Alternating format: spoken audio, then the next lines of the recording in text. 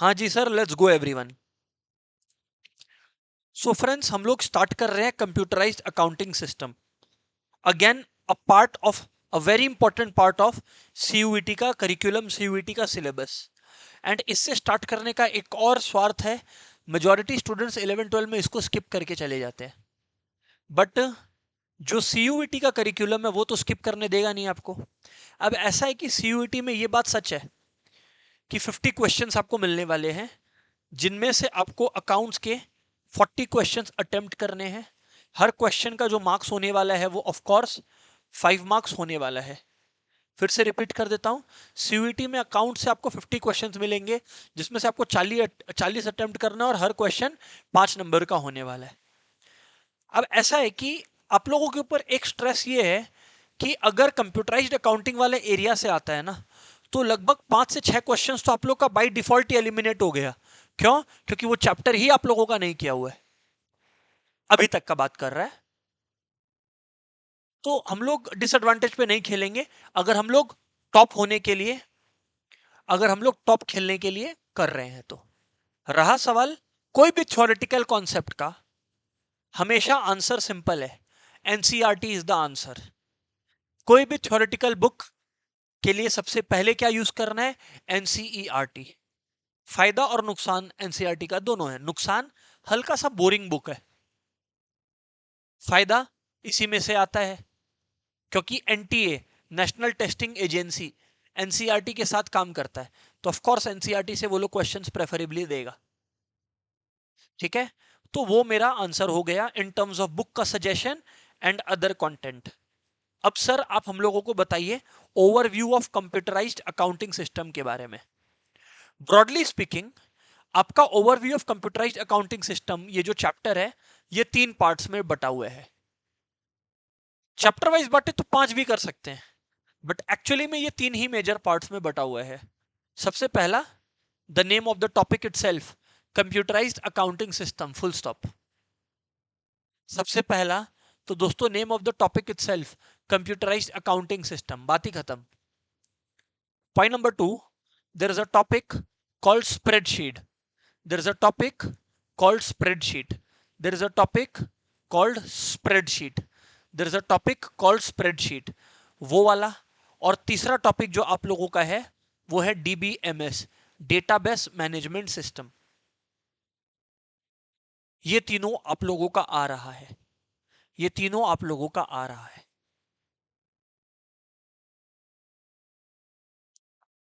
Clear है sir बातचीत? Right sir, बातचीत तो क्लियर है। अब जो जर्नी है वो हम लोग आगे की तरफ बढ़ाते हैं। लेट्स सी आगे क्या चल रहा है यहां पर। Computerised accounting system is the topic that we are going to speak about. सही है। कंप्यूटराइज्ड अकाउंटिंग सिस्टम में इंटेंशनली ऐसा बात करेगा जो आपको एमसीक्यू स्टैंड पॉइंट से तैयार करेगा। फिर से बोल रहा है, कंप्यूटराइज्ड अकाउंटिंग सिस्टम में ऐसा बात करेगा जो आपको एमसीक्यू स्टैंड पॉइंट से तैयार करेगा। एक एक वर्ड अपने को रीड करना है, बट मेरे को लगभग लगभग अंदाजा है कि आप लोगों का आने वाला है या कहां से क्वेश्चंस आएगा। अगर एमसीक्यू में आएगा तो हम स्ट्रेट अवे उस पर फोकस करने वाला है। ब्रीफली पहले इस चैप्टर को 5 मिनट में समझ लो चैप्टर क्या है। कंप्यूटराइज्ड अकाउंटिंग सिस्टम, जैसा कि एकदम सही है, तुम लोग नाम से सुन सक रहा है, समझ सक रहा है। Computer for the sake of accounting, computer for the sake of accounting, use of computer accounts के वर्ल्ड में, खत्म। आप लोग अगर 11-12 का अकाउंट्स का जर्नी में समराइज करूं तो आप लोग जर्नल सीखे हो, लेजर सीखे हो, ट्रायल बैलेंस सीखे हो, बैलेंस शीट सीखे हो, ट्रेडिंग पीएल सीखे हो, कैश फ्लो स्टेटमेंट सीखे हो। आपको मैं एक बात सिंपल में बता देता है, thanks to computerised accounting world, पहले क्या होता था? पहले मतलब जब मैनुअल वर्क होता था, मतलब खाता पे, खाता का मतलब होता है बेसिक कॉपी एंड बुक में काउंटिंग होता था। दो परेशानी था। पहला परेशानी, huge workload, huge workload, a very lengthy process. Number 2, data security. भैया वो कॉपी किसी के हाथ में भी लग गया, खत्म हो गया, आपका बिजनेस का पूरा चिट्ठा सामने आ जाएगा। दो मेजर चीजें जो कंप्यूटराइज्ड अकाउंटिंग सिस्टम आपके लिए कर दिया है। नंबर वन, नंबर वन, आपको, आप लोग सीखोगे आगे, अगर नहीं सीख रहे हो तो, टैली करके एक सॉफ्टवेयर है, ऐसा करके बहुत सारा सॉफ्टवेयर है, सबका अपना पर्पस है। ओरेकल डीबीएमएस के लिए है, सबका अपना पर्पस है। हम अभी सिंपल बात कर रहे हैं टैली का। टैली में सर आप लोग खाली जर्नल एंट्री पास कर लो बस। टैली में आप लोग को मैं बोल रहा हूं केवल जर्नल एंट्री पास कर लो बस। तो सर तो जर्नल एंट्री पास कर लो बस मतलब क्या है इसका मतलब? आप केवल जर्नल एंट्री पास कर लीजिएगा ना, हेलो, आप केवल जर्नल एंट्री पास कर लीजिएगा ना, you know what the magic will be? The magic will be, अगर आप केवल जर्नल एंट्री पास कर लेंगे, वो सारा काम कर देगा। कैश बुक बनाना है बना देगा, बीआरएस कर देगा, ट्रेडिंग पीएल बन जाएगा, बैलेंस शीट बन जाएगा, as per GAAP, generally accepted accounting principles. Don't tell me ये वर्ड पहली बार सुन रहा है। अकाउंटिंग क्लास 11 में फर्स्ट चैप्टर थ्योरी का, उसमें एक गैप लिखा हुआ था। जनरली एक्सेप्टेड अकाउंटिंग प्रिंसिपल्स का मतलब है, मेरा बिजनेस है, आदित्य का बिजनेस है, शेवी क्लास कर रही है, शेवी का बिजनेस है, अब हम लोग का बिजनेस कंपेरेबल हो, गवर्नमेंट को समझ में आए, इसके वजह से गवर्नमेंट या दुनिया की जो अकाउंटिंग बॉडीज है ना, वो लोग एक अग्रीमेंट पर आई कि हम लोग अकाउंटिंग ट्रांजैक्शंस को फलाना तरीके से ट्रीट करने वाले हैं। इसको बोलते हैं गैप, इसको बोलते हैं गैप, इसको बोलते हैं गैप।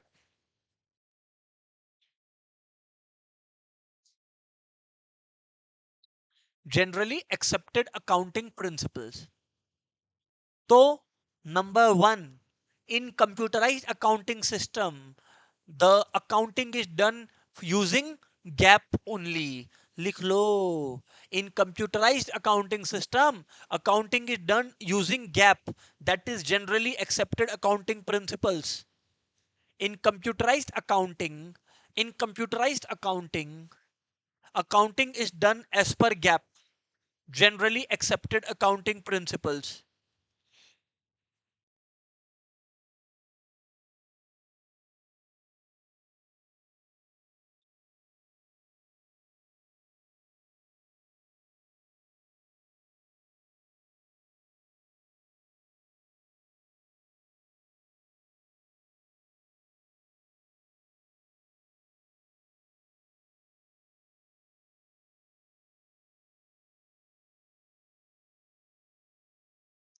हो गया क्या?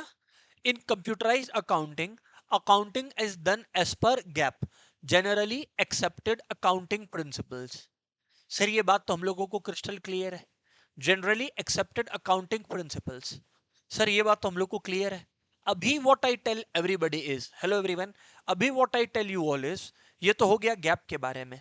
बट अब सर आप कंप्यूटराइज्ड अकाउंटिंग सिस्टम पढ़ रहा है, आप इसी के बारे में कुछ डेफिनेशन नहीं लिखवाया, एग्जाम में आ सकता है। सुनो कंप्यूटराइज्ड अकाउंटिंग सिस्टम क्या है। डेटा इनपुट किया, डेटा का प्रोसेसिंग हुआ और आउटपुट निकला। सर ये कौन सा बुक से आप पढ़ा रहे हो? एनसीईआरटी। डेटा इनपुट किया, अकाउंट्स डेटा प्रोसेस किया, आउटपुट दिया। एग्जांपल, मेरा एग्जांपल में टैली में तुम जर्नल एंट्री पास किया, टैली तुमको आउटपुट दिया in the form of ledger बना के दे दिया, तुमको ट्रायल बैलेंस बना के दे दिया, तुमको बैलेंस शीट और ट्रेडिंग पीएल बना के दे दिया। This is what I am saying. देखो कंप्यूटराइज्ड अकाउंटिंग सिस्टम का डेफिनेशन ये रहा, सुनना, सुनना। Refers to the process of accounting transaction through the use of hardware and software in order to produce accounting records and reports. In order to produce accounting records and reports, use of hardware and software. Computerized accounting system takes accounting transactions as inputs, यानी कि journal. Accounting transactions as input मतलब journal that are processed through accounting software to generate the following reports: day books, ledger, trial balance, balance sheet, PL. Computerised accounting system का definition everybody. तो सबसे पहले ये वाला part अपने लोग लिख लेंगे। ऐसे लिख सकता है, मतलब डेफिनेशन भी पूरा नहीं, तुम एमसीक्यू के लिए तैयार कर रहा है, ये ध्यान रखना। COS refers to processing of accounting transactions, of accounting transactions using hardware and software to produce accounting, to produce accounting records and accounting reports. बस खत्म। Computerized accounting system is the process of processing of accounting transactions using hardware and software to generate accounting records and reports. To generate accounting records and reports.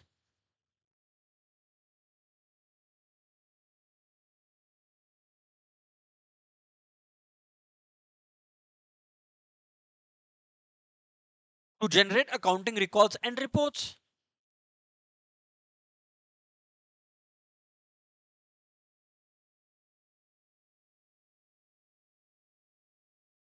Done है जी, right sir, done है sir. अब एक और जगह है जहां से question आ जाता है, वो है components of computerised accounting system. Components of computerised account आज हम लोग करेंगे। खाली ये छोटा सा टॉपिक है, उसी में से 10-15 अपने लोग एमसीक्यूज प्रैक्टिस करेंगे, डोंट वरी, ध्यान दो, very important. Computerised accounting system का क्या क्या कंपोनेंट्स है। अब एग्जाम में कैसा क्वेश्चन आ सकता है, दो तरीके का।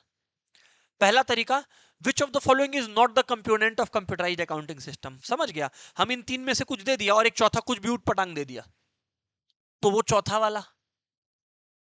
या हम एक डेफिनेशन दे दिया, this definition indicates which component of computerised accounting system. Question number two, तो दोनों वेज में आ सकता है। खैर, पहले components of computerised accounting system देखते हैं। Components of computerised accounting system का मतलब है कि अगर तुमको कंप्यूटराइज्ड अकाउंटिंग सिस्टम चाहिए तो तुमको किसका इन्वॉल्वमेंट लगेगा, क्या क्या चीज के बिना तुम कंप्यूटराइज्ड अकाउंटिंग सिस्टम मेंटेन नहीं कर सकेगा। सबसे पहला है procedure, a logical sequence of actions to perform a task. Data के बिना, raw fact for any business application.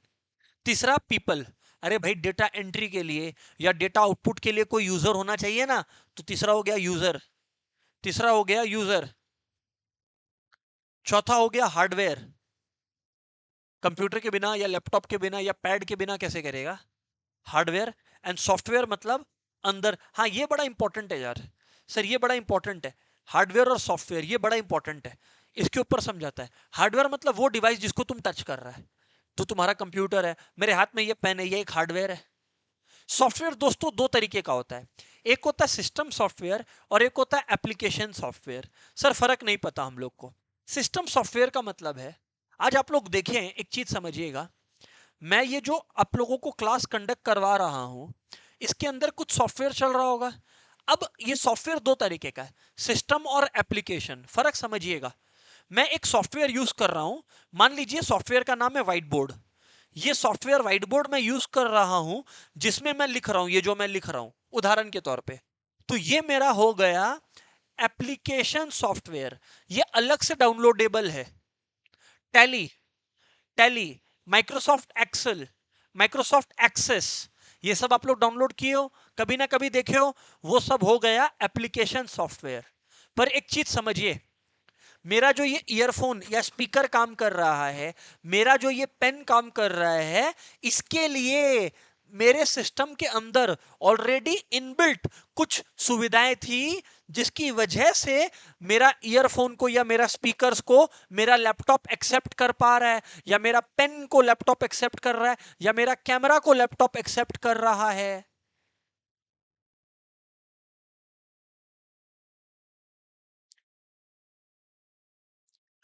वो हो गया सिस्टम सॉफ्टवेयर, जो कि इनबिल्ट होता है, उसके बिना कोई प्रोग्राम ही नहीं रन कर पाएगा।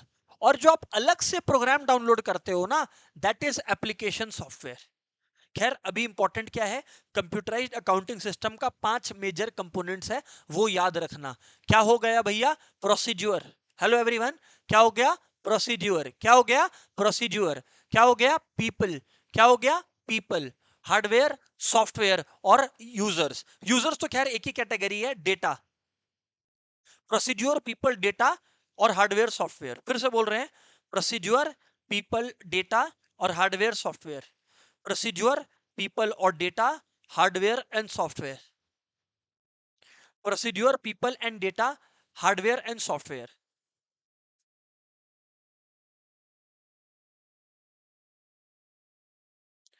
हार्डवेयर सॉफ्टवेयर, बराबर है। अब आइए सर बातचीत करें, आप इधर देखिए। Number one, procedure. प्रोसीड्यूर क्या होता है, logical sequence of actions to perform a task. Logical sequence of actions to perform a task, step A, step B, step C, step D. This logical sequence of actions is called procedure. What is data? The raw fact, input. People are the users, hardware is the associated peripherals, tangible जो है, और software is the internal system, system software and application software. तो याद रखना. अब देखो तुम, हम तीन लेयर, तीन तरीके का क्वेश्चन दिखाता है एमसीक्यू के लिए, तुम देख लो.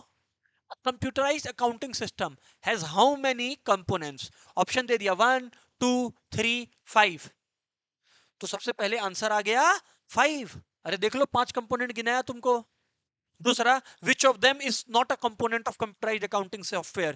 For example, procedure, data, people, procedure, data, people, और लास्ट में आपको दे दिया माइक्रोसॉफ्ट विंडोज. तो ये अजीब सा बात कर दिया ना माइक्रोसॉफ्ट विंडोज बीच में, ये हो गया.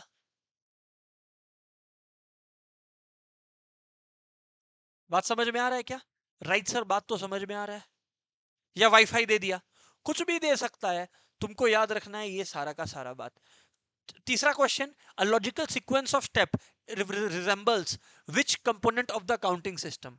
फिर आपको दे दिया प्रोसीड्यूर, पीपल, डेटा, और कुछ भी, मतलब साथ में हार्डवेयर. तो अब आपको याद रखना होगा कि प्रोसीड्यूर का बात हो रहा है, क्योंकि क्वेश्चन में sir logical sequence of actions बोले थे.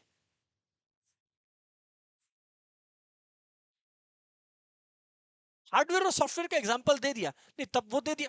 नहीं, ये अच्छा क्वेश्चन इन्होंने बोला. ये दृष्टि का क्वेश्चन क्यों आया, हम पकड़ लिया. जब हम विंडोज वाला एग्जांपल दिया ना, तब दृष्टि का ये क्वेश्चन आया कि सर विंडोज भी तो एक प्रोग्राम है, तो वो तो हार्डवेयर सॉफ्टवेयर के अंदर कवर हो जाना चाहिए था. तो आपका आंसर तो गलत हुआ. नहीं, विंडोज एक एग्जांपल हो गया कंपोनेंट का, विंडो खुद में एक कंपोनेंट थोड़ी ना हुआ. हाँ, अब फिर उस केस में सिस्टम या एप्लीकेशन सॉफ्टवेयर बोल दिया, तो वो भी आंसर है. ऑफ कोर्स वो लोग भी तो एक चीज ऐसा देगा ना, जब क्वेश्चन पूछा है जो आंसर नहीं हो. चारों ही आंसर दे दिया तो क्वेश्चन रॉन्ग हो गया. सिस्टम एंड एप्लीकेशन दिया तो सही है, एकदम सही है ना. ये सर समझ में आ गया सर, समझ में आया sir.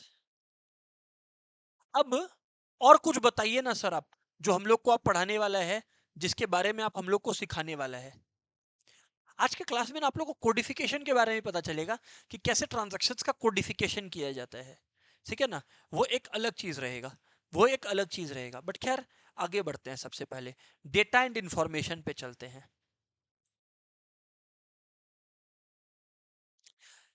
Various elements of accounting transactions are essentially the data items which are processed through a software. आपको यही तो बोला, आपने डेटा दिया कि हमने कैश सेल किया, अब उसको कैश टू सेल्स में कन्वर्ट करना, उसका लेजर बनाना ये लोग करता है. वही तो बोल रहा है, to generate different set of information in the form of reports such as journal and ledger. अब इंपॉर्टेंट, वापस एमसीक्यू के वास्ते, a data element is the smallest named unit of data in the information system. Example exam में आ गया, smallest unit of data, it is called data item. A ने B को sell किया, that is a data item. Smallest unit possible, मतलब जहां से पूरा बिल्डिंग स्टार्ट होता है अकाउंटिंग का. तो ये लिखना बहुत इंपॉर्टेंट है, लिख लो. वॉट एवर पॉइंट लिखा है उसके बाद वाला पॉइंट, पॉइंट वाइज लिखो, तुमको पढ़ने में मजा आएगा घर पे. अ data item is the smallest named unit of data in the information system.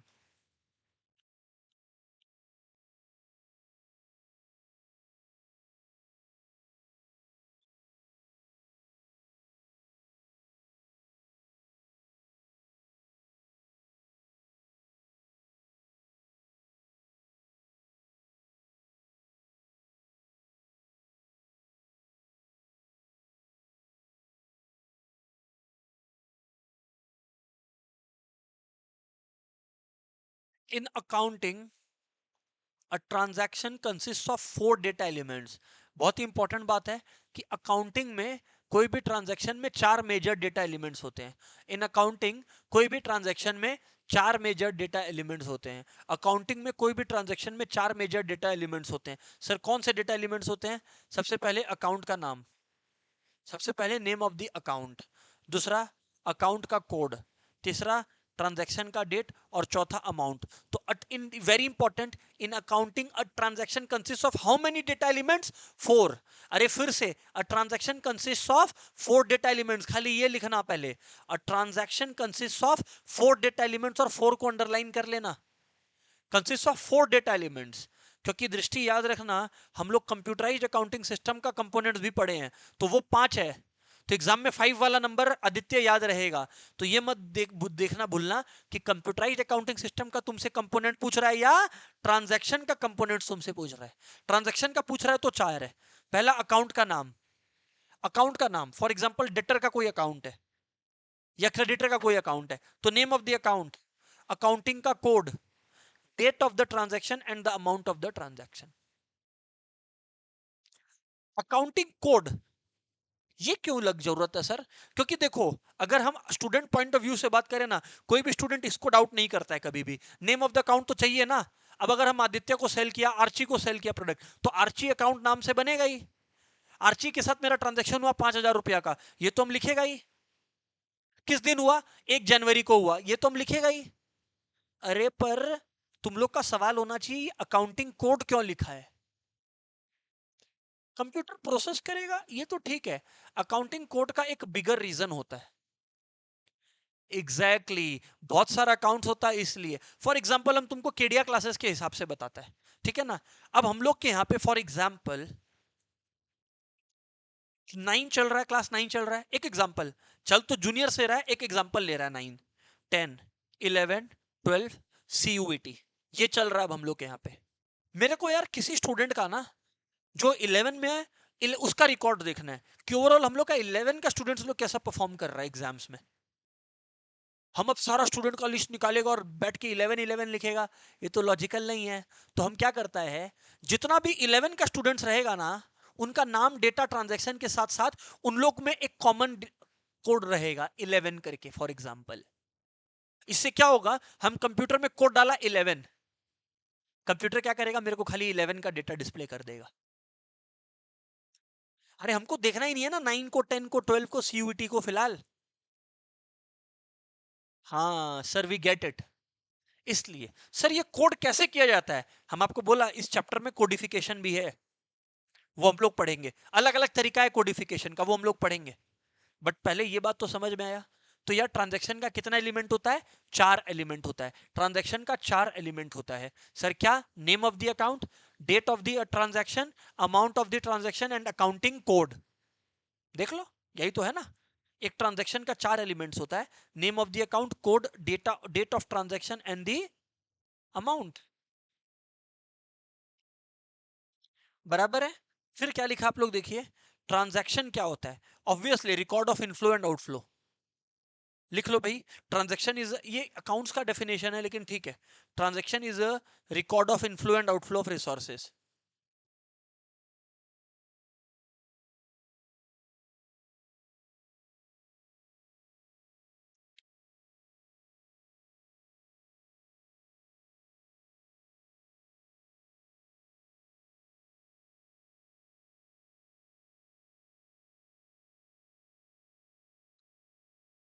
सही है क्या? राइट सर, बातचीत समझ में आ गया हम लोगों को। बातचीत सर समझ में आ गया ना? राइट सर, बात समझ में आ गया, आगे बढ़े आप। अब दोस्तों, कंपोनेंट्स ऑफ कैश के बारे में हम लोग बात करने वाले हैं। उसके पहले आप लोग समझिएगा गैप। ये पहला पॉइंट था जो आपको हम लिखा चुका है गैप के बारे में। अब आते हैं salient features of computerised accounting system. इसका क्या फायदा है, क्या एडवांटेज है यार? सबसे पहला बात, it is simple and integrated. नहीं समझ में आया सर? सर नहीं समझ में आया, it is system and integrated मतलब हम लोग को नहीं समझ में आया, सच बताए तो। सिंपल का मतलब तो समझ में सबको आता है, इजी टू यूज। जब ये लोग सिंपल बोल रहा है एवरीवन, तो it is meaning easy to use. हाँ, इंटीग्रेटेड का क्या मतलब हुआ सर? अब कायदे से सुनना, समझ में आएगा। सेल्स से रिलेटेड कुछ हुआ, परचेजेस से रिलेटेड कुछ हुआ, सैलरी से रिलेटेड कुछ हुआ, सब कुछ अपने आप में एक लेंदी टास्क है एक ऑर्गेनाइजेशन के लिए। इंटीग्रेटेड का मतलब है ये जितना अलग अलग अकाउंटिंग सिस्टम है ना, उसको अपने साथ इंटीग्रेट कर लेता है। सर अभी भी नहीं समझ में आया? नहीं आया होगा, हम और बेटर बोल सकता है, हम और बेटर एग्जांपल देता है। Amazon दो तरीके से काम कर सकता है। पहला काम Amazon क्या कर सकता है, नंबर वन, कि अमेजोन दिखा, अरे वाह ऑर्डर आया कस्टमर का, इस कस्टमर का ऑर्डर में मेरा 20% कमीशन है। अरे अकाउंटेंट सुनते हो? हाँ तुम सुनो, 20% निकालो तो इसका, हाँ 20% 10,000 का आया, 2,000 लिखो तो 2,000 का एंट्री हो गया, प्रोडक्ट रिफंड हो गया। ओहो, वो 2,000 का एंट्री लिखे थे ना, उसको काट दो। तरीका नंबर एक। तरीका नंबर टू, अकाउंटिंग सॉफ्टवेयर जो भी है जो अकाउंटेंट यूज कर रहा है उसको एमआईएस के साथ इंटीग्रेट कर दो। मतलब जैसे ही ऑर्डर आया और कस्टमर पे किया, अपने आप ही एंट्री पास हो गया। अगर रिफंड आया तो वही एंट्री अपने आप ही डिस्ट्रॉय हो गया। इसको बोलते हैं इंटीग्रेटिंग। क्योंकि एक बिजनेस ऑर्गेनाइजेशन के पास सिर्फ अकाउंटिंग ही नहीं है जो ऑटोमेटिक सॉफ्टवेयर है, और दसों चीज चल रहा है जो ऑटोमेटिक सॉफ्टवेयर है। और बताइए सर आप, मैं आपको कुछ आने वाले दिनों में बताऊंगा, एक क्लास लूंगा डीबीएमएस के ऊपर, डेटाबेस मैनेजमेंट सिस्टम के ऊपर। तो डेटाबेस मैनेजमेंट सिस्टम है माइक्रोसॉफ्ट एक्सेस। इसका क्या पर्पस है? एक ऑर्गेनाइजेशन जिसमें लोड्स ऑफ डेटा होता है, सर डेटा तो आप एक्सेल में भी मेंटेन कर सकते हो, Excel limited quantity data store कर सकता है। कुछ ऑर्गेनाइजेशंस को बहुत बल्कि data, large amount of data चाहिए होता है, तब ओरेकल और माइक्रोसॉफ्ट एक्सेस जैसा सॉफ्टवेयर उस इंडिविजुअल के काम आता है। सर तो यू विल आस्क मी, तो अब ऐसा है किसी स्टाफ का सैलरी बढ़ेगा अगले साल 10% से, पीएल में 10% एक्स्ट्रा चार्ज होना चाहिए। ओरेकल डिसाइड करता है या एक्सेस, माइक्रोसॉफ्ट एक्सेस डिसाइड करता है कि अब नया सैलरी क्या होगा, कैलकुलेट करके देता है। अकाउंटिंग उसको अडेप्ट करके नया सैलरी देने लग जाता है। इसको बोलते हैं इंटीग्रेटिंग। इंटीग्रेटिंग, जहां पे दोनों बातें साथ जुड़ जाएं। सर समझ में आ गया हम लोगों को। तो सिंपल एंड इंटीग्रेटेड यही लिखा हुआ है, इसके बाहर कुछ भी नहीं लिखा हुआ है, पढ़ लो। CS is design to automate and integrate all business operation, sales, finance, purchase, inventory and manufacturing. It is integrated to provide accurate, up-to-date business information, may be integrated with management information system and data organization capabilities to simplify all the business processes easily and cost effectively. पूरा example के through explain कर तो दिया। दूसरा बात, transparency and control. दूसरा बात, transparency and control.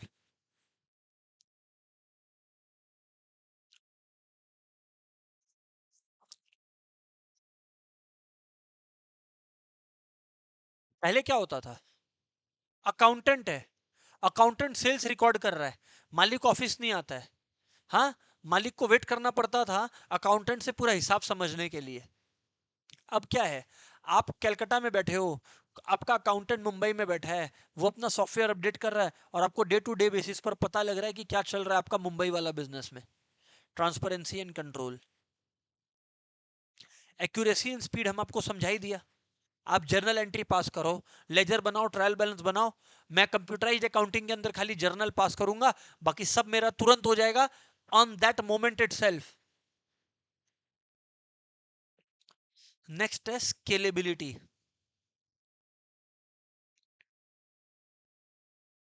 Computerized accounting system enables in changing the volume of data processing in tune with change in the size of the business. The software can be used for any size of business and type of organization. यही तो बोल रहा है। छोटा business है, हम आप लोगों को बताएगा डेटाबेस मेंटेन करने का तरीका।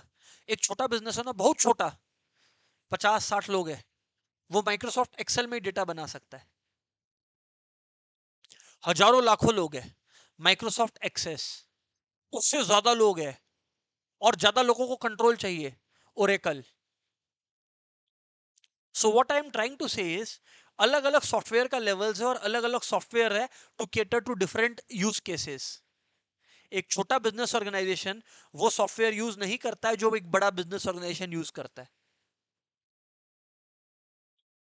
आप लोग देखोगे अकाउंट्स में जब आर्टिकलशिप, अगर आप लोग सीए का जर्नी फॉलो करोगे, आप आर्टिकलशिप करोगे या कहीं पे इंटर्नशिप करने जाओगे ना,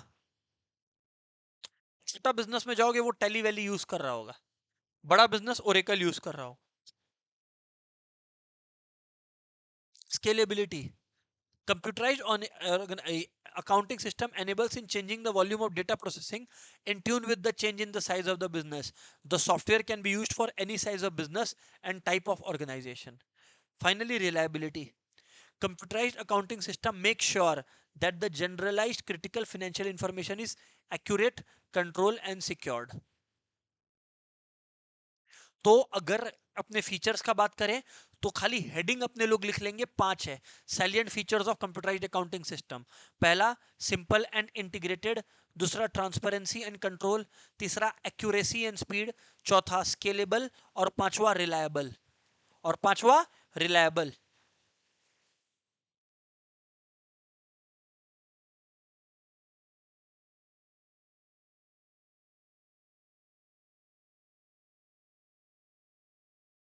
बराबर है क्या? राइट सर, बात बराबर है।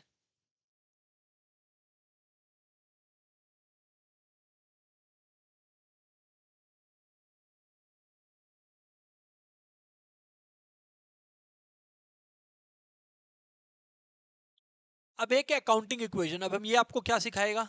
Accounting equation is assets equals to capital plus liabilities. सारे के सारे लोग 11 12 में अकाउंट्स पढ़ के बैठे हुए, हम क्या बताएं? Assets equals to capital plus liability. ठीक है, वो तो सही है।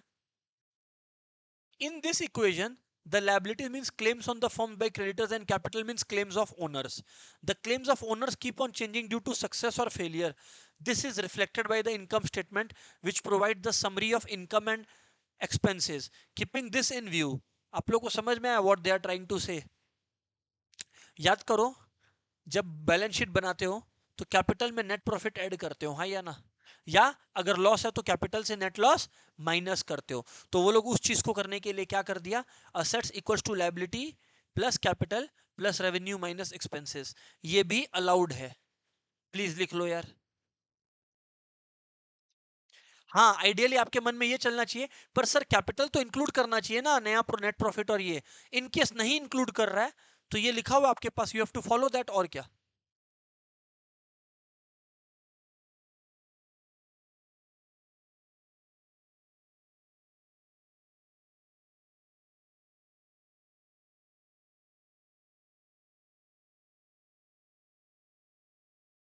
राइट है sir. Assets equal to liability plus capital plus revenue minus expenses, ये तो बता दिया सर आप लोग को। 100% अगेन श्योर है, ये क्लासिफिकेशन एज पर शेड्यूल 3 सबको मालूम है। क्लासिफिकेशन एज पर शेड्यूल 3 सबको मालूम है। So not wasting time in that hardcore portion of accounts. अब आते हैं कोडिफिकेशन ऑफ अकाउंट्स में, जो बोला था। अब कोडिफिकेशन ऑफ अकाउंट्स में मेरा एस्टिमेट है, अगर यहां से क्वेश्चन आया ना, एक ही तरीके से आएगा। आप लोगों को क्या करेगा? एग्जाम्पल दे देगा एक कोड करके। अब बोलेगा आपको कि सुनो ना, तुमको कोडिफिकेशन का बहुत तरीका आता है, तुम बताओ तो हम कौन सा तरीका ऑफ कोडिफिकेशन यूज किया है। क्योंकि दोस्तों अलग अलग तरीका है कोड करने का अकाउंट्स को। ब्लॉक है, सिक्वेंशियल है, ये सब अपने पढ़ने वाले हैं अभी कि क्या है अलग अलग तरीका कोड करने का अकाउंट्स को। क्योंकि आपको याद होगा हर अकाउंट का नाम का कोडिफिकेशन होता है, हाँ या ना? ये अपने पढ़े भी थे। 4 एलिमेंट्स ऑफ ट्रांजैक्शन, याद करो क्या था 4 एलिमेंट्स ऑफ ट्रांजैक्शन। उसमें सबसे पहले एलिमेंट था डेट, फिर आपका था आपका जिसके साथ अकाउंट हुआ यानी कि नेम ऑफ द अकाउंट, फिर तीसरा आपका अमाउंट ऑफ द ट्रांजैक्शन, और finally code of the account. वही तो आ गया।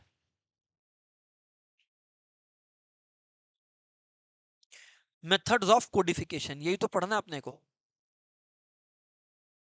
सबसे पहला आ गया एवरीवन मेथड्स ऑफ कोडिफिकेशन में, सबसे पहला आ गया आपका सीक्वेंशियल कोड है। सर सीक्वेंशियल कोड क्या होता है? अरे कुछ भी नहीं, एक ऑर्गेनाइजेशन अल्टीमेटली बहुत लोगों को सामान बेचता है, तो ऑर्गेनाइजेशन क्या कर सकता है? L001 या कस्टमर 001, कस्टमर 002, कस्टमर 003। सिक्वेंशियल मतलब समझ में आ गया? एक सीक्वेंस में, एक ऑर्डर में।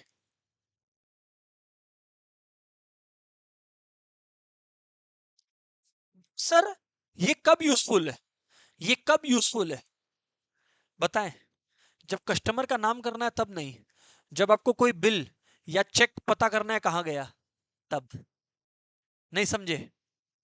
एक चेक अगर कभी देखोगे और एक बिजनेस ऑर्गेनाइजेशन का कभी इनवॉइस या बिल देखोगे, तो वो हमेशा पेज नंबर के अनुसार या कोड नंबर के अनुसार रहता है। चेक देखना घर जाके आज, 001, 002, 003 इस तरीके से रहता है।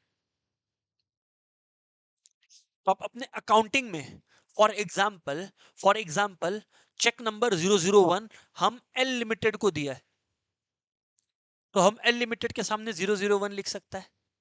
तो अगर कोई पूछा कि यार ये 001 वाला चेक किसके पास गया था बोलना, तो बस खाली 001 टाइप करना और एल लिमिटेड निकल के आ गया।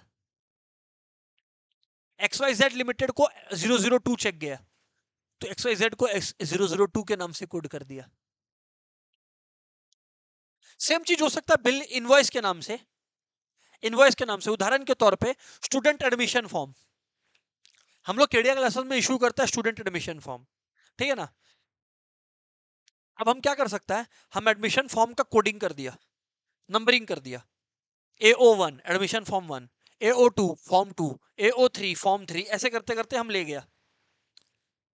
अब स्टूडेंट लोग फॉर्म भरता है और जमा देता है हम लोग को, ठीक। हम उसमें से देखता है कि यार फॉर्म नंबर 9 गायब है। अब मेरे को ये तो याद नहीं है कि किसको दिया था फॉर्म नंबर 9। हम सर्च किया AO9 किसके पास गया था अकाउंट्स में, हम सर्च किया तो पता लगा आदित्य के पास गया था। तो हम आदित्य को बोला भाई क्या हुआ, फॉर्म का क्या हुआ एडमिशन नंबर 9 का, तो अपने आप ही ये सच बताएगा आया कि नहीं आया। तो अगर सिक्वेंशियल है तो याद रखना चेक्स और ये। अब आप लोग को एग्जाम में कैसा क्वेश्चन देगा, way for codification of checks and invoices या for sourcing of checks and invoices which codification method you would prefer, मैं जवाब दूंगा भैया I will prefer sequential method। तो आपको हेडिंग डालना चाहिए method of codification. Method of codification में सबसे पहले आपको लिखना चाहिए सिक्वेंशियल कोड, और यहां पर आपको लिखना चाहिए ये मार्क कर लेना चाहिए विथ एग्जांपल लाइक दिस। खाली जितना रेड पेन से किया है, तब तक ऑनलाइन वालों से बात करते हैं। हाँ जी सर, ऑनलाइन वालों क्लियर है, Priyam, Preyas, Rahil, Shevi confirm guys. Okay, Rahil Shevi का कंफर्मेशन आ गया, प्रेयस का कंफर्मेशन आया, प्रियम का कंफर्मेशन आया, वेरी गुड।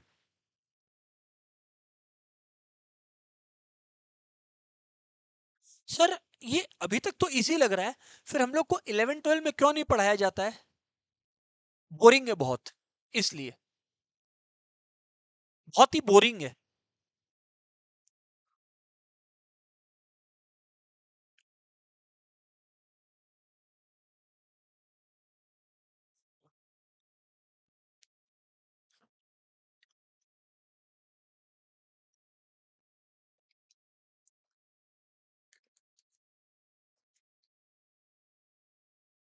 सर हम लोग को बात समझ में आ गया आपका, आप आगे बताइए please. Okay sure. Sequential code, coding का तरीका नंबर 1। दूसरा ब्लॉक कोड। क्या हो गया, ब्लॉक कोड। ब्लॉक कोड नहीं समझा, ब्लॉक कोड मतलब क्या हो गया ना, जो हम अभी तुम लोगों को एग्जांपल दे रहा था। हम क्लास 9 को, हम एक काम कर दिया, हम एक सिस्टम बना दिया कोडिफिकेशन के लिए। हम बोला सुन, हम अपने साथ जो मेरे साथ है हम उनको बोला भाई सुन, क्लास 9 आए, 10 आए, 11 आए, 12 आए ना, एक काम कर, और सीयूटी आए ना, एक काम कर, सीयूटी वाला को जब भी एडमिशन फॉर्म देना 500 से 600 नंबरिंग वाला फॉर्म देना, 400 से 500 वाला ये लोग को देना। नंबरिंग कोड नंबर किया है मेरे हिसाब से, है ना। जो भी कोड नंबर जैसे फॉर एग्जांपल रहे 300 से 400 वो इनको दे दे, 200 से 300 इनको दे दे, और 100 से 200 इनको दे दे। जब कुछ इस तरीके का उदाहरण आप लोग को मिले ना दोस्तों, that is block coding going on, everyone, that is block coding या ब्लॉक कोडिफिकेशन गोइंग ऑन। अच्छा, तो सर बताइए ब्लॉक कोडिंग क्या है। तो देखिए sir, in a block code a range of numbers is partitioned. यही तो हम अभी किया, नहीं देखा तुम लोग, 100 से 199, फिर 200 से 299, पार्टीशन किया कि नहीं किया। पार्टीशन मतलब break into a desired number of sub ranges and each such sub ranges is allotted to a specific group। यही तो बताया, ये हो गया एक सब रेंज, और ये अलाउ किया हम क्लास 9 को, ये हम अलाउ किया क्लास 10 को। एक कंपनी ट्रैक्टर बेचती है, तो स्मॉल ट्रैक्टर इसके लिए, लार्ज ट्रैक्टर इसके लिए, लो, इसको बोलते हैं ब्लॉक कोडिफिकेशन।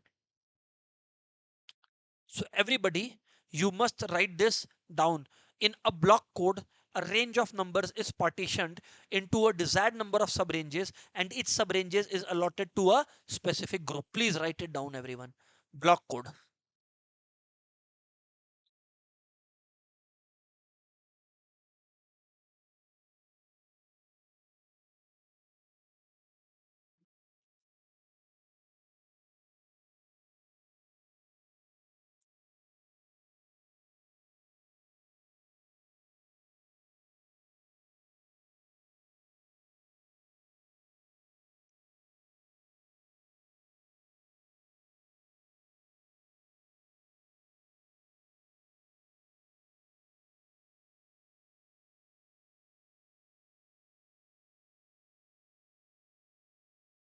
सर समझ में आ गया? यस सर, ये बातचीत तो समझ में आ गया। यस सर, ये बात तो सर समझ में आ गया। देखो, as an example, dealer codes for a trading firm could be as follows. ये एग्जाम्पल लिख लो। For a trading firm, small pump, middle pump, pipe, motor.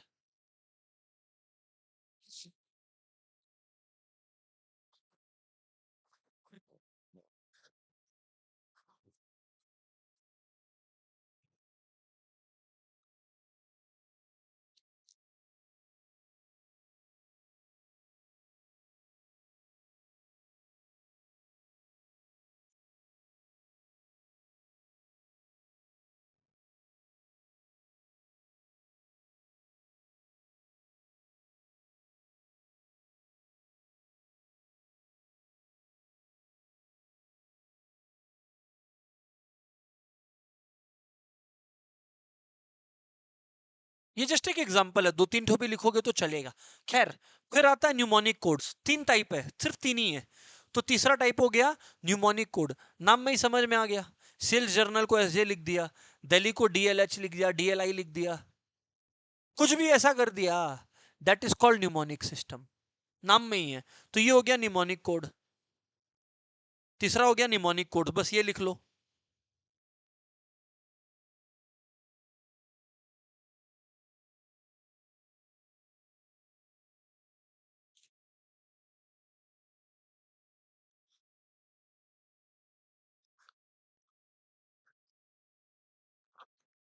अच्छा, ये बड़ा इंपॉर्टेंट है। तो ये आप लोग एक चीज समझना, methodology of developing coding structure. Methodology in developing a coding structure. Coding structure develop कैसे करते हैं? इसका आंसर है हायरार्की। लिख लो हायरार्की, ऐसे कॉपी कर लो। Methodology to develop coding structure and coding, dash दे के लिख लेना हायरार्की। हायरार्की सेट करना पड़ता है। क्या है हायरार्की, अभी आप लोगों को समझ में आएगा। पहले लिख लो methodology to develop coding structure and coding, dash दे के हायरार्की लिख लो। उसके बाद समझते हैं कि क्या यहां पर बात चल रहा है।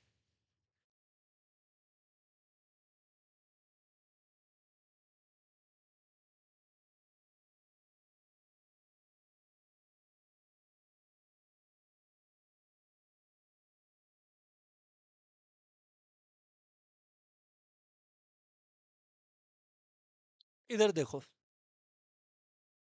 ये देखो, ये है हायरार्की। सर नहीं समझ में आया। आपको ये तो पता होगा ना कि अगर आपको एक स्कूल खोलना है, मुझे एक स्कूल खोलना है, अब मैं पैसे ले रहा हूं अलग अलग लोगों से, तो आपको ये तो पता है ना कि एक इंडिविजुअल पैसा नहीं ले सकता। मतलब अगर आशीष केडिया को एक स्कूल खोलना है, तो आशीष केडिया नहीं बोल सकता लोगों को कि आओ आशीष केडिया को पैसा दो, गलत हो जाएगा। तो what I have to do is, मेरे को एक ट्रस्ट खोलना पड़ेगा, trust, under the Indian Trust Act. Trust एक ऐसा सेटअप है या एक ऐसा रजिस्ट्रेशन रिक्वायरमेंट है जिसके थ्रू मैं स्कूल या कोई भी रिलीजियस प्लेस बना सकता हूं। ट्रस्ट दो चीज के लिए होता है। ये ट्रस्ट भरोसा वाला नहीं है। ये ट्रस्ट का मतलब होता है एक रजिस्टर्ड ऑर्गेनाइजेशन। ये दो ही चीजों के लिए बन सकता है। आप लोग जितना मंदिर, मस्जिद, सिंपल भाषा में कोई भी रिलीजियस प्लेस देख लो, वो किसी ट्रस्ट के अंदर बना हुआ है। वैसे ही आप लोग किसी भी स्कूल में हो, वो एक ट्रस्ट के अंदर बना हुआ है। वो लोग कभी भी एक प्राइवेट लिमिटेड कंपनी की तरह नहीं बना हुआ है। क्यों? क्योंकि जनरली ऐसे देखा जाता है कि रिलीजियन या education should not be viewed as a profitable activity. ऐसा देखा जाता है। तो होता तो प्रॉफिट है। वही, सारा प्राइवेट स्कूल कभी भी कोई प्राइवेट लिमिटेड कंपनी के नाम पे नहीं है। पहले एक ट्रस्ट बना। जो भी प्राइवेट स्कूल खोला, वो पहले एक ट्रस्ट बनाया। उस ट्रस्ट में वो अपना पैसा डाला, लोगों को इनवाइट किया पैसा डालने के लिए। ऐसे लोगों को बोलते हैं ट्रस्टी। खैर, मेरे को भी ट्रस्ट क्या होता है नहीं समझाना, ये लॉ के अंदर आता है। मैं ये बात इसलिए बोला कि अब एक ट्रस्ट के अंदर जो पैसा है ना, उससे वो ट्रस्ट 5 स्कूल खोल सकता है। तो ये रहा सबसे पहला स्कूल कोड, कि ट्रस्ट के अंदर जो छठा स्कूल है, वो वाला का हम लोग बात कर रहे हैं। हम लोग एक स्टूडेंट को एक्चुअली आइडेंटिफाई करना चाह रहे हैं। एक ट्रस्ट का बहुत सारा स्कूल है, तो हम लोग 06 का मतलब है छठे स्कूल का बात कर रहे हैं ट्रस्ट के अंदर। 08 मतलब ये बच्चा 2008 में क्लास में घुसा था, स्कूल में घुसा था। किसमें? क्लास 12 में या किसी भी क्लास में। 08 1। अब हम लोग हो सकता है, 1 का मतलब होता है साइंस, 100 का मतलब होता है फॉर एग्जाम्पल, या 10 का मतलब होता है science with maths. One one one one का मतलब होता है साइंस विदाउट मैथ्स। तो यहाँ पे 1 है साइंस विदाउट बायो। वो बच्चा का करंट क्लास है 12। 08 था उस ईयर जिसने उसमें एडमिशन लिया, जिस ईयर में उसने एडमिशन लिया। और 12 का मतलब अभी वो किस क्लास में है? 2। 2 का मतलब है सेक्शन बी में है। 1 मतलब सेक्शन ए, 3 मतलब सेक्शन सी, 4 मतलब सेक्शन डी, और उस स्टूडेंट का रोल नंबर। इसको बोलते हैं कोडिंग स्ट्रक्चर। और जो आप लोगों को यूनिक आइडेंटिफिकेशन नंबर मिलता है ना, वो ज्यादातर चांसेस इस लॉजिक के अनुसार ही बनता है। और वो नहीं भी बने तो स्कूल आपका डेटा तो ऐसे ही मेंटेन कर रखा है।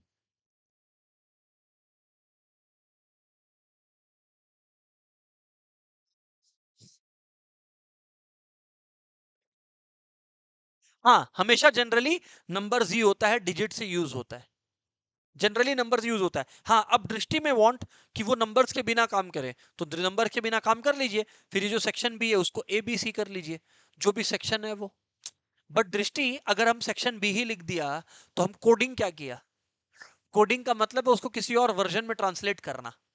हम अगर सेक्शन बी ही लिख दिया, तो भाई फिर पूरा ही लिख लेना, फिर कोडिंग ही मत कर। दृष्टि आंसर किया। Right sir. Using software of cash. अब मैं आपको क्या बोला? अलग अलग सॉफ्टवेयर है, यही पढ़ने वाले हैं। There are two basic activities in using software of cash, one time activities and recurring activities. हाँ, वन टाइम एक्टिविटी क्या हुआ? एवरीबडी, वन टाइम एक्टिविटी क्या हुआ? Creation of organisation, accounting year, types of ledger etcetera.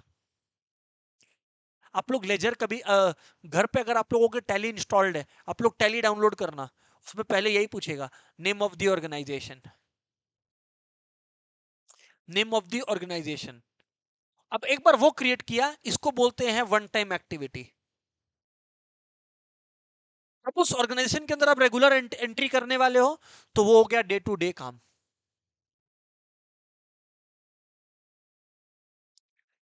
The transactions are recorded on the basis of cash vouchers, bank vouchers, purchase vouchers, sales voucher, journal, etc. Very important topic अब आता है, ये तो बहुत ही basic level का बात था। अब आते हैं सिक्योरिटी फीचर्स ऑफ कैश। कोई भी कंप्यूटराइज्ड अकाउंटिंग सॉफ्टवेयर हम लोगों को 3 सुविधाएं उपलब्ध करवाता है। Number 1, password security. ये तुमको कॉमन सेंस है, तुमको पता है पासवर्ड सिक्योरिटी का मतलब क्या होता है। टैली डाउनलोड करोगे तो पता लगेगा। हम तुम्हारे ऑर्गेनाइजेशन का डेटा तब तक नहीं खोल सकता जब तक हम पासवर्ड नहीं डाले। अरे मच लाइक तुम्हारा लैपटॉप, मच लाइक तुम्हारा फोन, तुम जब तक पासवर्ड नहीं डालेगा खुल जाएगा क्या? वही है पासवर्ड सिक्योरिटी। मजा आएगा यहाँ पे। Data audit. कोई भी कंप्यूटराइज्ड अकाउंटिंग सॉफ्टवेयर हम लोगों को डेटा ऑडिट में हेल्प करे, ये बड़ा इंपॉर्टेंट है। साहब, ये डेटा ऑडिट किस चक्कर है? डेटा ऑडिट का मतलब होता है दो चीज। पहला बात, ऑडिट का मतलब क्या होता है? चेकिंग। ऑडिट का मतलब एंट्री करना नहीं, चेकिंग करना होता है। अब एक चीज समझिए, अब एक चीज समझिए, आप एक ऑर्गेनाइजेशन को क्रिएट किए टैली के अंदर। अब उसके अंदर अलग अलग अथॉरिटी लेवल्स है। क्या है? अलग अलग अथॉरिटी लेवल्स। नहीं समझे? अब भाई हम अकाउंट्स का, हम मेन बिजनेस का ओनर है, तो जो सबसे इंपॉर्टेंट कंट्रोल है वो कौन रखेगा? हम रखेगा। सबसे इंपॉर्टेंट कंट्रोल हम रखेगा। पर अब तुम लोग सोच के देखो, हम क्या बैठ के as a owner accounting entry pass करते रहेगा? तो हम क्या करता है, हम क्या करता है, what I do is, what I do is, उस अकाउंटिंग सॉफ्टवेयर में अलग अलग परमिशन लेवल्स होता है। हम किसी को एंट्री ऑपरेटर का परमिशन देना चाहता है, तो हम उसका आईडी डालेगा, उसका कोड डालेगा, उसका नाम डालेगा, उसके पास वो एक्सेस चला जाएगा। अब वो एंट्री करने का हक रखता है, मतलब वो मेरा ऑर्गेनाइजेशन का डेटा डिलीट नहीं कर सकेगा। हम चलो तुमको और बेटर, एक बार अकाउंटिंग सॉफ्टवेयर से बाहर निकलते हैं, हम तुमको यूट्यूब पे लेके चलते हैं। यूट्यूब में केडिया क्लासेस का एक चैनल है। अब ऐसा है कि केडिया क्लासेस के अंदर, अगर for example Ashish Kedia is owning Kedia classes, तो Ashish Kedia can not make video on every topic and upload in the Kedia classes channel. और भी टीचर्स है जो केडिया क्लासेस में हमारे साथ जुड़े हुए हैं, जो स्टूडेंट्स का सपोर्ट कर रहे हैं। कोई लॉ के लिए है, कोई इंग्लिश के लिए, कोई भी कुछ भी है। अब हम ऐसा तो नहीं कर सकता ना, हम सबको बोले कि आओ आओ, हम वेला बैठा, मेरे को अपना वीडियो दो, हम अपलोड करते रहे बैठ के। ये तो हम कर नहीं सकता है।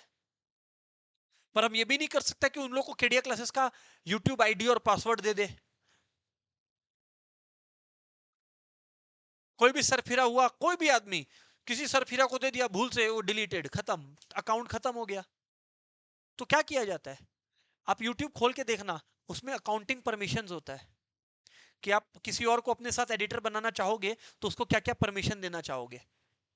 सिर्फ अपलोड करने का, अपलोड के साथ पोस्ट करने का, पोस्ट के साथ चैनल में लोगों को रिप्लाई करने का। हाँ, पासवर्ड सिक्योरिटी जो है वो क्या करता है? नहीं, दृष्टि समझना, पासवर्ड सिक्योरिटी है मतलब तुम उस ऑर्गेनाइजेशन के अंदर घुस गए, हम तुम्हारा डेटा डाला ऑर्गेनाइजेशन का और हम घुस गया। पासवर्ड सिक्योरिटी सबको मिल जाता है, बट डेटा एक्सेस सबको नहीं मिलता। डेटा ऑडिट ये कहता है कि तुम्हारा दृष्टि का कितना अधिकार है इस पर्टिकुलर चैनल पर या इस पर्टिकुलर सॉफ्टवेयर में। मतलब दृष्टि चाह के भी वो कर ही नहीं सकती। फॉर एग्जांपल हम दृष्टि को कैश मैनेजर बनाया, तो दृष्टि कैश को छोड़ के कोई और ट्रांजैक्शन में छेड़छाड़ करने की कोशिश करेगी ना, सॉफ्टवेयर मना कर देगा। और डेटा ऑडिट का एक और मीनिंग होता है, मान लो हम सबको सब एक्सेस दे रखा है। पासवर्ड सिक्योरिटी में क्या होता है ना, हर आदमी को अपना परमिशन के अनुसार सिक्योरिटी डालना पड़ता है। मतलब मेरा पासवर्ड मेरे को अलाउ करेगा सब एक्सेस करने के लिए, पर सेम अकाउंट में जब आदि पासवर्ड डालेगा, उसका पासवर्ड उसको लिमिटेड एक्सेस अलाउ करेगा। तो अब कल को हम देखते हैं यार एक जर्नल एंट्री गलत पड़ा हुआ है, आदित्य बोलेगा नहीं सर वो एंट्री आर्ची की, आर्ची बोलेगी नहीं दृष्टि की, दृष्टि बोलेगी नहीं आदित्य किया। तो अब ऐसा होगा कि वो जो गलत एंट्री है हम उस पर जाके चेक कर सकेगा कि ये एंट्री कब हुआ और किस अकाउंट नंबर से हुआ। जिस अकाउंट नंबर से हुआ हम उसको पकड़ेगा। तो डेटा ऑडिट का मतलब होता है कोई चेंज कौन किया, सोर्स ऑफ चेंज। अगर डेटा में कोई बदलाव आया तो वो किसकी वजह से आया, उसको पकड़ लो। Data audit. जो लोग चार्टर्ड अकाउंटेंट्स बनते हैं उनको डेटा ऑडिट पे ट्रेनिंग मिलता है कि कंप्यूटर का डेटा कैसे चेक किया जाता है। और lastly data vault. Data vault क्या हो गया? डेटा वॉल्ट को आप बोल सकते हो एक additional security. Password security first level था, data vault second level security है। तो एग्जाम में अगर आ गया तीन major security features of CAS, तो याद रखना पासवर्ड सिक्योरिटी, डेटा एडिट और डेटा वॉल्ट। तीन तो नंबर्स हम लोग को याद हुआ, 543। 5 था components of computerised accounting system. 4 था एक ट्रांजैक्शन के अंदर कितने एलिमेंट्स होते हैं। और सिक्योरिटी फीचर्स ऑफ कास्ट कितने हैं, वो 3 हो गया। डेटा ऑडिट, वॉल्ट सिक्योरिटी और password security. Data audit, data vault और पासवर्ड सिक्योरिटी। ऑनलाइन वालों क्लियर है, ऑफलाइन क्लियर है? हाँ ना बोलिएगा, come on guys. Okay, Rahil and Priyam, कोई क्वेश्चन है कि क्लियर है? क्लियर हो तो थम्स अप दो, क्वेश्चन है तो हाथ उठाना। ओके, ठीक है। Password security, password security, password is a mechanism which enables a user to access a system. The system facilitates defining the user rights according to organization policy. यही तो आपको बताया था, डिफाइनिंग द यूजर राइट्स। आर्ची को भी Archie का password घुसने देगा, आदि को भी आदि का पासवर्ड घुसने देगा। पर अगर आदि सीनियर है और आर्ची जूनियर है तो देखेंगे कि आदि अपना पासवर्ड का घुस के सॉफ्टवेयर में ऐसा ऐसा चीज कर पा रहा है जो आर्ची नहीं कर पा रही है। क्यों? क्योंकि आर्ची को पूरा राइट्स ही नहीं मिला हुआ है।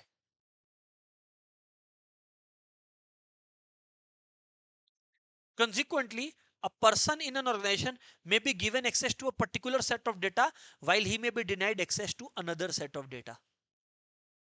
कि आप केवल वो देख सकें जिससे केवल आपको मतलब है। अरे भाई, अगर हम कोई कैश मैनेजर रखा है, उसको नॉन कैश ट्रांजैक्शन से क्या लेना देना है बोलो तो? अगर कोई हम फिक्स्ड एसेट्स मैनेज करने का स्टाफ रखा है तो उसको क्या मतलब है कैश से बोलो तो? This is what they are talking about. Next है data audit. This features enables one to know as to who and what changes have been made in the original data. कौन बदलाव किया, कब बदलाव हुआ और क्या बदलाव हुआ, पूरा का पूरा इतिहास बता देगा। और finally data vault. Data vault, some software provides additional security through data encryption. Data vault is nothing but data encryption। मतलब मानो ये पहला फीचर कोई तोड़ दिया, दूसरा फीचर भी कोई तोड़ दिया और पहुंच गया, डेटा वॉल्ट क्या करेगा पता है?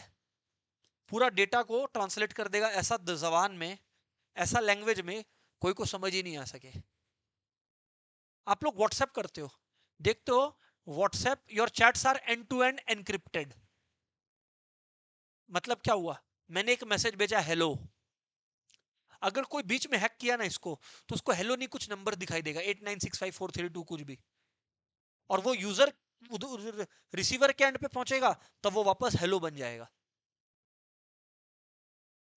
ये सिक्योरिटी ये इंश्योर करता है, अगर किसी को ये दोनों का हाथ लग भी गया तो तीसरा डेटा वॉल्ट ये इंश्योर करता है कि वो चोरी नहीं कर सके।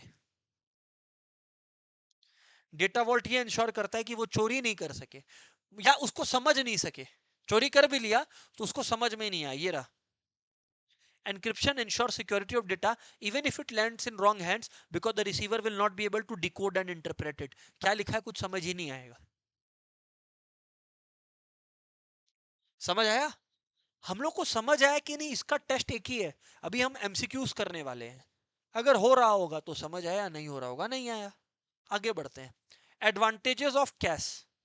कंप्यूटराइज्ड अकाउंटिंग सिस्टम का क्या एडवांटेज है? ऑफ कोर्स टाइम बचाता है, timely generation of reports, efficient record keeping, effective control over the system. दृष्टि कंट्रोल कैसे? क्योंकि आप देख पा रहे हो किसको कितना अधिकार है और साथ में कौन क्या बदलाव किया।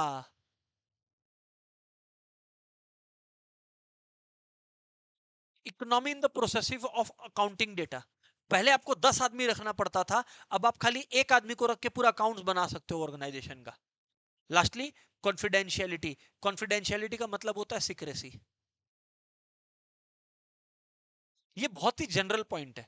एग्जाम में आ गया which of the following is not an advantage, तो ये तो तुम्हारे में बुद्धि है कि तुम देखेगा कंप्यूटराइज अकाउंटिंग से क्या एडवांटेज नहीं है और आंसर कर देगा। Limitations of cash, faster obsolescence of technology. हाँ, ये बड़ा गड़बड़ है। ऑब्सोलेसेंस मतलब समझते हो? हर रोज नया टेक्नोलॉजी आ रहा है, हर रोज नया टेक्नोलॉजी आ रहा है, तो तुम्हारा टेक्नोलॉजी पुराना हो गया फिर खर्चा करो। खर्चा बहुत ज्यादा होता है। सर क्या फालतू बात कर रहे हो, खाली सॉफ्टवेयर ही तो खरीदना है? नहीं, सॉफ्टवेयर खरीदने के बाद खुद उसका ट्रेनिंग लोगे, अपने स्टाफ को उसका ट्रेनिंग दिलवाओगे, उसका खर्चा का कौन बात करेगा? हेलो, यस और नो? यस सर, बात समझ में आ रहा है। तो फास्टर ऑब्सोलेसेंस के साथ साथ डेटा में भी लॉस्ट और corrupted due to power interruptions. बत्ती चला गया, आजकल तो खैर बैकअप हो जाता है अपने आप डेटा, बट एक पॉइंट लिखना था, राइटर को लिख दिया। तीसरा, data are prone to hacking. हाँ सर, हैकिंग का तो डर है सर।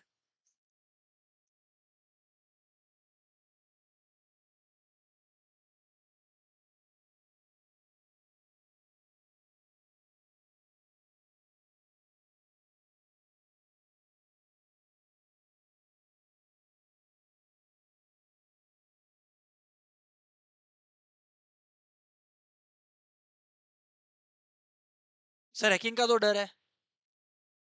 और finally, unprogrammed and unspecified reports cannot be generated. Unprogrammed and unspecified reports cannot be generated. For example, तुम अगर किसी चीज का रिपोर्टिंग का रिक्वायरमेंट नहीं रखा था, सिस्टम कैसे उसको करेगा, देगा? फॉर एग्जाम्पल, तुम्हारा जो स्टाफ है कितना कंसिस्टेंट है, उसका रिपोर्ट कैसे जनरेट करेगा? नहीं दे सकेगा। एज लॉन्ग एज तुम उसका प्रोग्रामिंग नहीं किया, उसका प्रोग्रामिंग होता है। एग्जाम्पल दे उसका प्रोग्रामिंग का, तुम लोग स्कूल में याद करो, टीचर्स आती थी, थंब इंप्रेशन छोड़ती थी स्कूल में घुसते समय, तुम्हारे स्कूल में या बड़ा बड़ा ऑर्गेनाइजेशन में। ये क्या होता है पता है? इसमें क्या होता है, माइक्रोसॉफ्ट एक्सेल से वो लिंक्ड रहता है। तो मेरा थंब इंप्रेशन माइक्रोसॉफ्ट एक्सेल पहचानता है। जब मैं ये किया तो एक्सेल में लिख दिया सिस्टम अपने आप प्रेजेंट। और जब मैं एग्जिट किया तो मेरा एंट्रेंस टाइम लिख दिया वो 10:53 AM, exit time 9 PM। System हम नहीं कर रहा कुछ। इससे क्या हुआ, एम्प्लॉय कब आया और एम्प्लॉय कब भागा वो नहीं देख सकेगा। मतलब वो पहले नहीं देख सकता था, अब वो देख सकेगा। वो भी श्योर शॉट प्रूफ सही नहीं है, वो भी श्योर शॉट सही नहीं है। अरे अब क्या तकलीफ हो गया भाई? मेरा फ्रेंड लोग किया है अपना ऑफिस में, घुसा, एंट्रेंस मारा और निकल गया, घूमने चल गया 8 घंटा, फिर ऑफिस आया, एग्जिट का बटन दबा के घर चला गया। तो कोई अगर उस लेवल पे चल जाएगा तो वो भी तोड़ देगा। But what I am saying is कि इट इज रदर सेफ। अब यहां पर फाइनली आते हैं accounting information system. Accounting information system क्या है सर?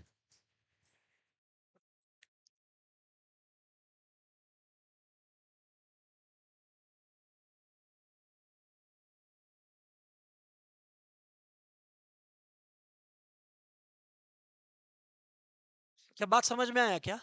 यस सर, बात समझ में आया sir. Accounting information system and its various subsystems may be implemented through computerized accounting system. The subsystems of AIS are briefly described below. AIS का subsystems माने कुछ नहीं, अलग अलग parts। AIS में क्या हो सकता है? मैनेजमेंट इंफॉर्मेशन सिस्टम, ये क्या करता है? रिपोर्ट्स पैदा करता है। सेल्स एंड रिसीवेबल सब सिस्टम, सेल्स का रिपोर्ट जनरेट करेगा, कैश का रिपोर्ट जनरेट करेगा। ये है सब सिस्टम्स। पेरोल सैलरीज का, एक्साइज टैक्सेस का, कॉस्टिंग खर्चों का, फाइनल अकाउंट्स बैलेंस शीट बनाएगा। ये सारा सारा काम ये होता है सर। अलग अलग सब सिस्टम्स है, cash and bank, sales and accounts receivable, inventory, purchase and accounts payable, अलग अलग है। समझ में आया? तो सबसे इंपॉर्टेंट है MIS, वेरी इंपॉर्टेंट है। MIS deals with generation and processing of reports that are vital for management decision making. ये लिख लो केवल तुम, और कुछ नहीं चाहिए। For management decision making.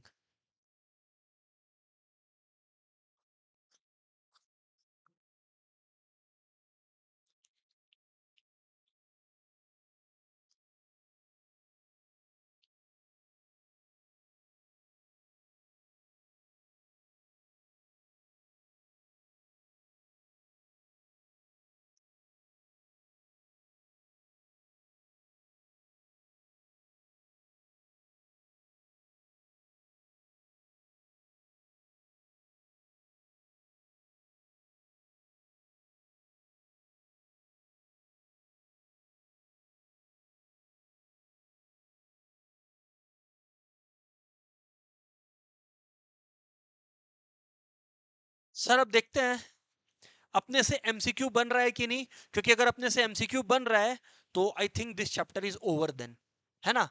Let's see यार, एवरीबडी, ऑनलाइन और ऑफलाइन, अब आप लोग सबको जो है वो पार्टिसिपेट करना है एंड देखना है कि भाई you are able to answer this और नॉट, ठीक है ना। एक एक करके स्टार्ट करेंगे, सबको ही ध्यान देना। The components of computerised accounting system are, वाह, डेटा है, रिपोर्ट है, लेजर नहीं था, लेजर नहीं था ना, नहीं, डेटा है, पीपल, रिपोर्ट भी का, डेटा है, पीपल है, प्रोसीजर है, हार्डवेयर है और सॉफ्टवेयर है। सही लग रहा है मेरे को ये, क्योंकि पांच था, बाकी देख लेता है। चार्ट ऑफ अकाउंट फालतू बात, आउटपुट फालतू बात, सही है, हम सही है।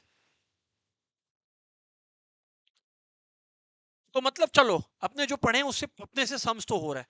Let's see the second one. Online वालों agreed with this answer, yes और नो, कम ऑन गाइस।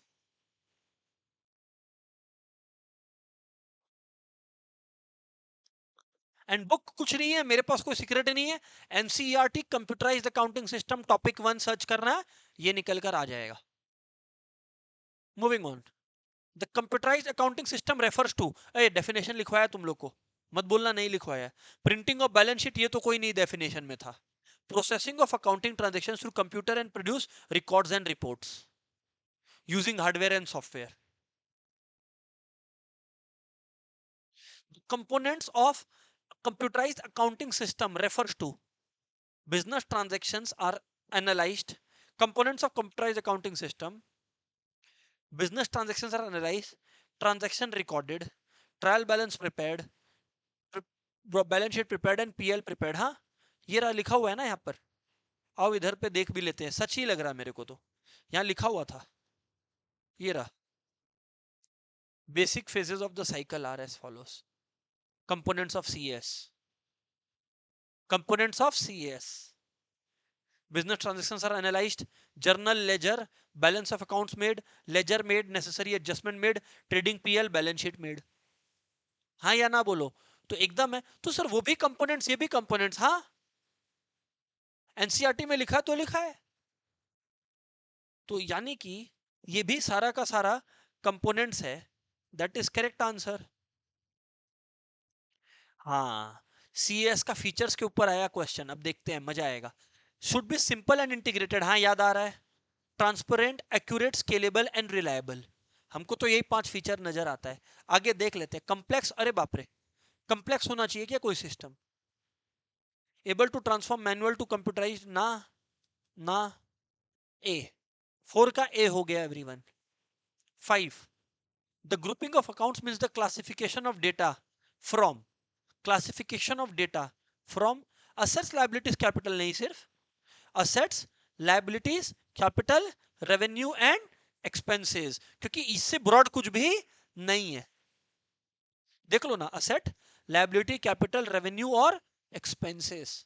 तुम लोग को ये याद आना चाहिए, asset equals to liability plus capital plus revenue minus expenses, ये लिखवाया था इसीलिए, ये पांच बात याद रखने के वास्ते। चेक कर लो। आगे, आगे बढ़ते हैं and let's see what is the answer.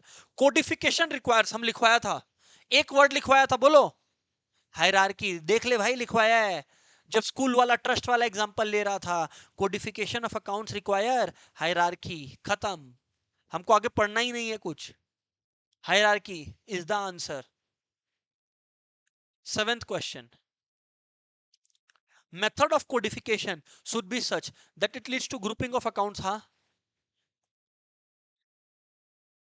so that it leads to grouping of accounts, ये लिख भी लो। Method of codification should be such that it leads to grouping of accounts. Drishti इसलिए बोला एनसीईआरटी रीड करना है thoroughly, word by word.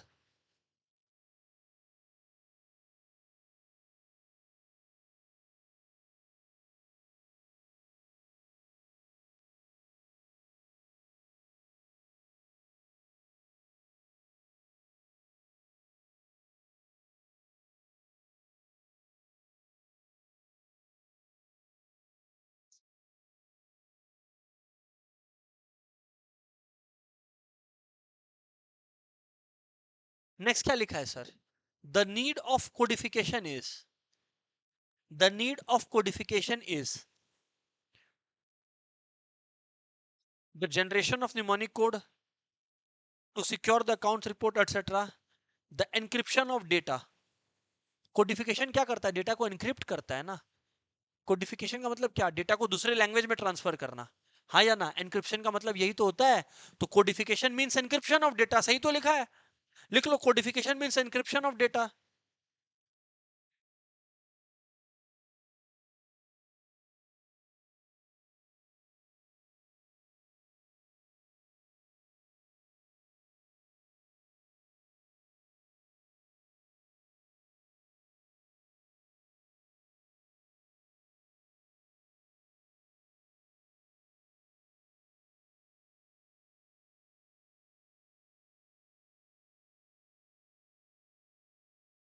Next, what is the activity sequence, everyone ये pay attention यार, क्वेश्चन लिखा हुआ आप लोगों का। What is the activity sequence of the basic information processing tool.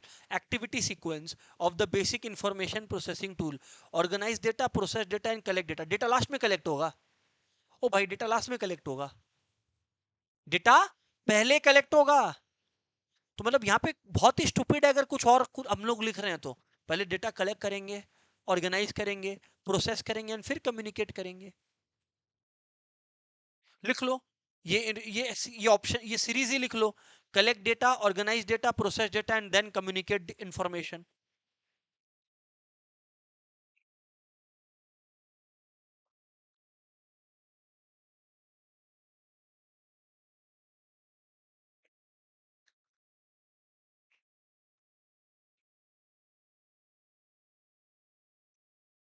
हुआ, सीयूईटी 2024 का क्वेश्चन, 24 बोल रहा है, 23 का question,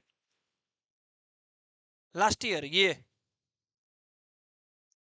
what are internal controls design to do, what are internal controls design to do. Internal control का मतलब क्या होता है, इंटरनल कंट्रोल का मतलब होता है तुम जो ऑर्गेनाइजेशन के अंदर ध्यान रखता है अपना असेट्स और बाकी रिसोर्सेज को सेफगार्ड करने को, है ना।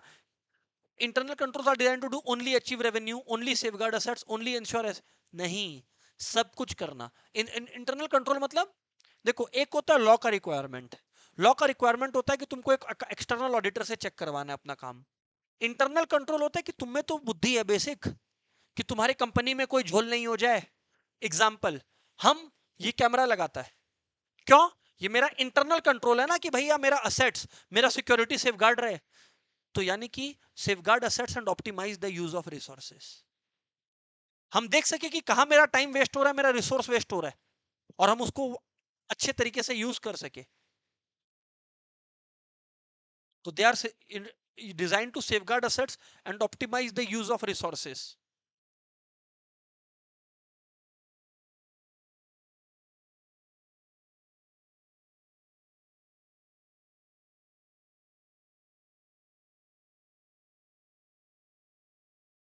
ये बहुत इंपॉर्टेंट है, सीयूटी में आया है, बोल दिया, अब और क्या सुनेगा।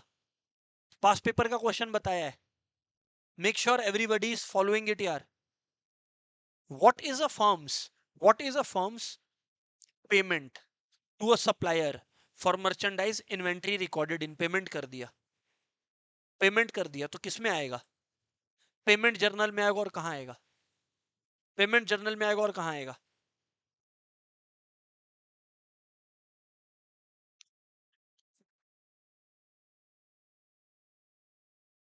परचेज नहीं किया है, परचेज पहले किया होगा, तुम परचेज लिखेगा, गया तुम काम से।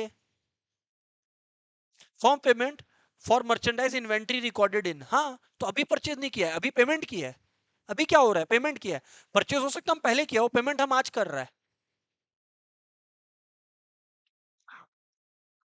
What are the amounts owed by, owed by the customers, जो लोग मेरे से उधार में परचेज किया है ना, उसको क्या बोलेंगे, account receivable ledger, account receivable laser.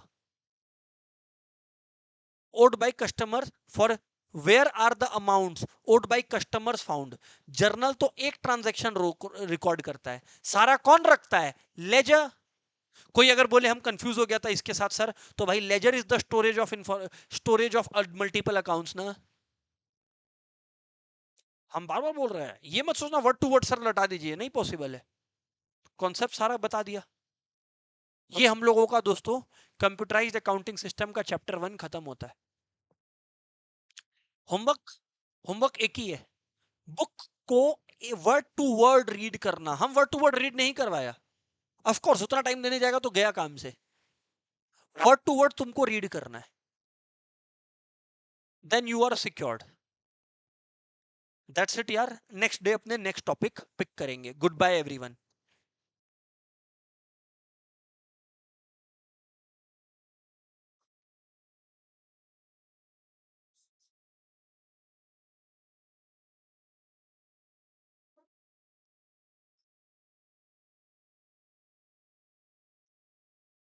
एक सेकेंड, एक सेकेंड दोस्त।